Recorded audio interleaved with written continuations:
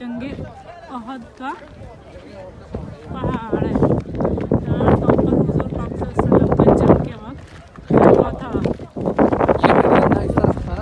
ये सारा और अपने जाने सारों को अपने सारों को कहा था कि ये सारा इधर जंग हो रही थी इस मैदान में। ये हुजूर फिर यहाँ बिठाए हुए यहाँ पर और उसने कहा था कि जब तक हम जंग जीत ना जाए जब तक मेहनत हम जो अपनी जगह नहीं छोड़ते। लेकिन जब लोगों को सहाबा किराम को लगा कि जंग जीत गए तो उन्होंने अपनी जगह छोड़ दी। तो हज़रत खालिद बिन वलीद इस तरफ से उन्होंने देखा कि जब जगह छोड़ दी तो हज़रत खालिद बिन वलीद ने आगे पीछे से हमला किया, मुसलमानों को काफ़ी नुकसान पहुँचाया।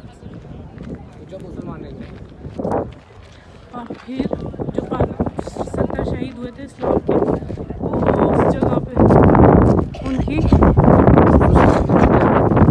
हमज़ा, हज़रत साद और 70 सहाबा और जो शहीद हुए थे वो उधर तदफीन है। और ये सारा ग़ज़वा